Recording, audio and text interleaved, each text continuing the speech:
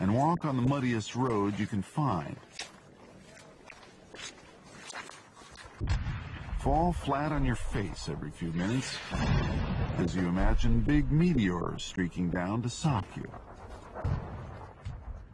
If you repeat this performance every 3 days for several months, you may begin to understand why an infantryman gets out of breath. But you still won't understand how he feels when things get tough.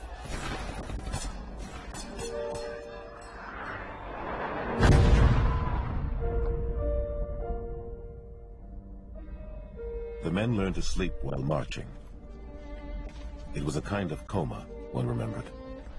And when they got a chance to lie down, preferred to sleep on rocks rather than bare ground, because rocks were relatively dry.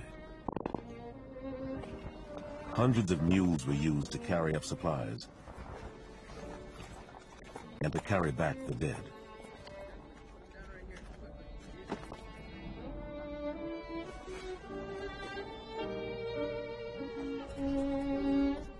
Boulder by boulder, hill by hill, the Allies battered their way through the German defenses. The Volturno line, the Barbara line, the Reinhardt line.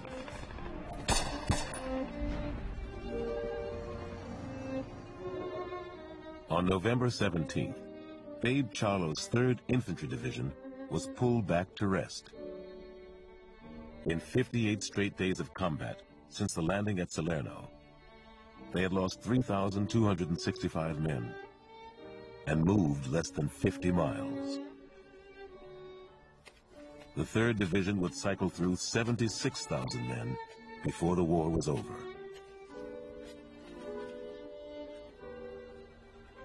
November 17, 1943. The reason why I didn't write is because I don't have much to say, and I am a little lazy. I hope you have a good time over the holidays, and I hope you eat up at Mom's house for Christmas, so that Mom might be happier. Your loving brother always, Babe.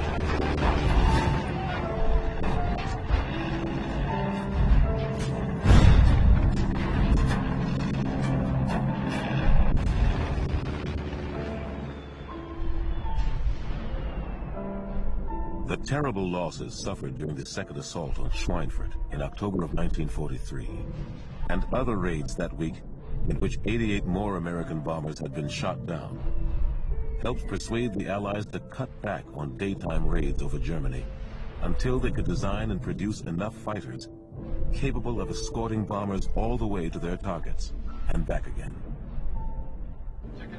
The targets themselves were changed as well. Bombers continued to bomb cities, including Berlin, and to batter war industries. But the destruction of the German Air Force on the ground as well as in the air now took top priority.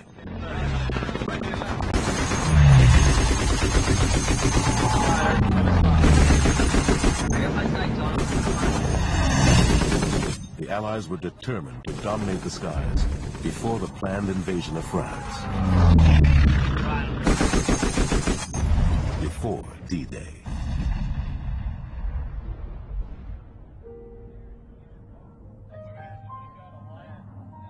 Of course, being an enlisted man, we didn't think the officers knew what they were doing. We could have fought a little bit better than they did.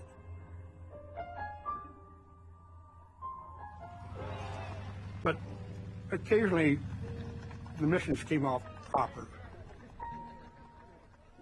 We finally realized that these guys knew what they were doing. They were fighting the right war.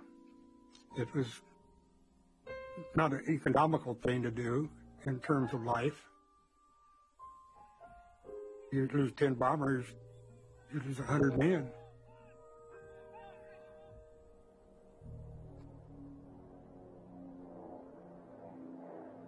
Earl Burke was no longer flying. He had been wounded again, this time by shrapnel from a bomb that exploded while he was on the ground.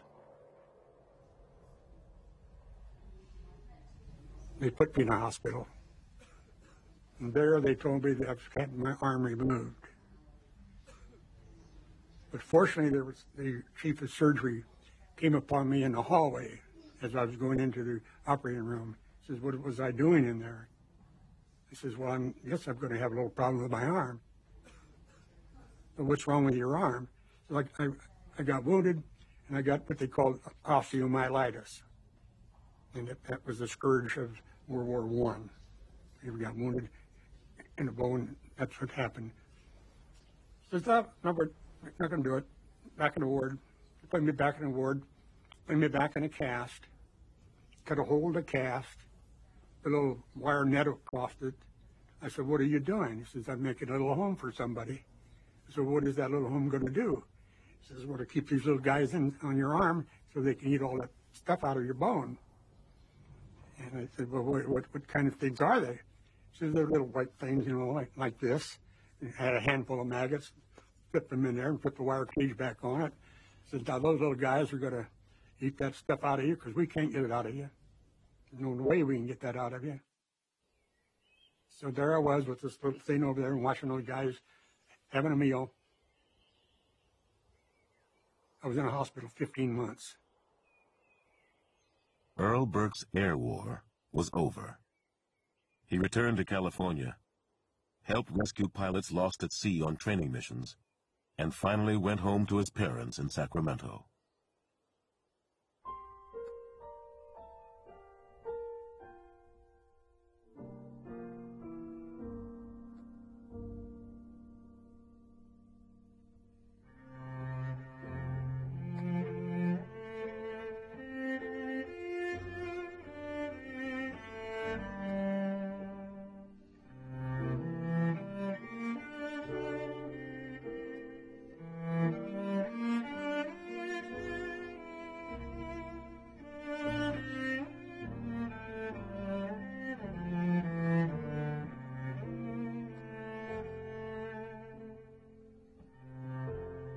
Despite the all-out Allied raids, German aircraft production would actually increase.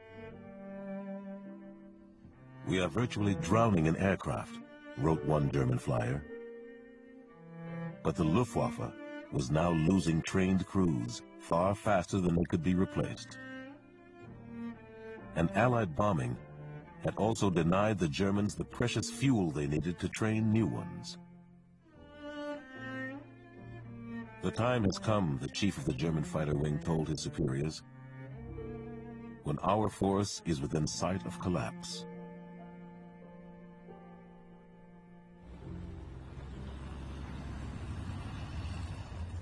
When the time finally came to invade France, the Allies would own the skies.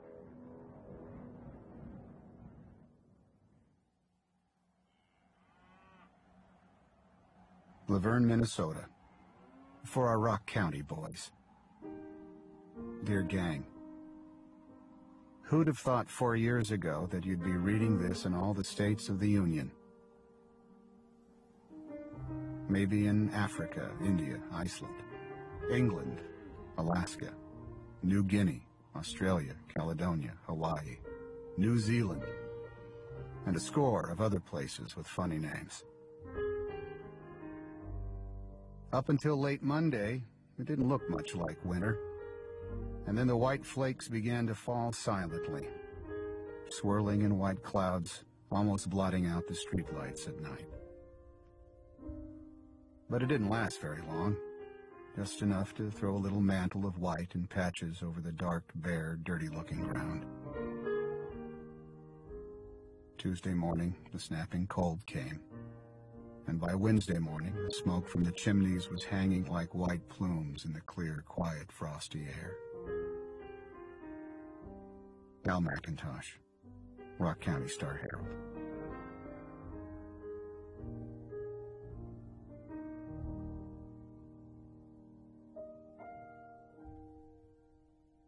Americans could now look back on some real progress in the war against the Axis.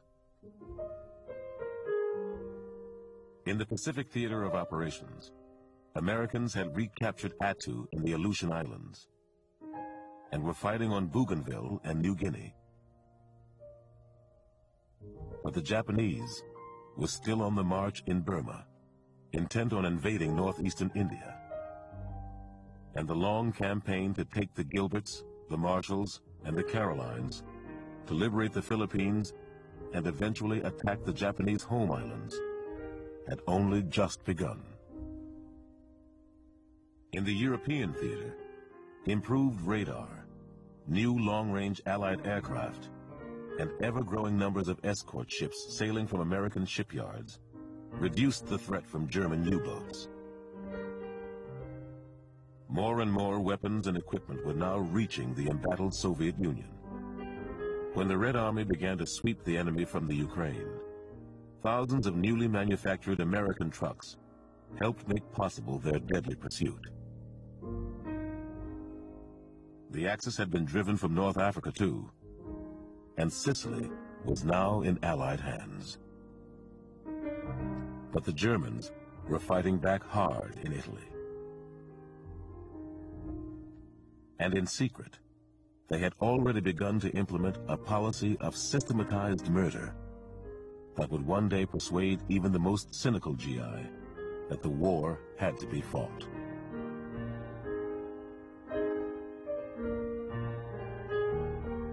As Allied leaders drew up plans for the long-delayed invasion of the continent, Hitler put tens of thousands of laborers to work, strengthening his coastal defenses. For the men of Laverne, Sacramento, Mobile, Waterbury, and every other American town, things were bound to get still tougher.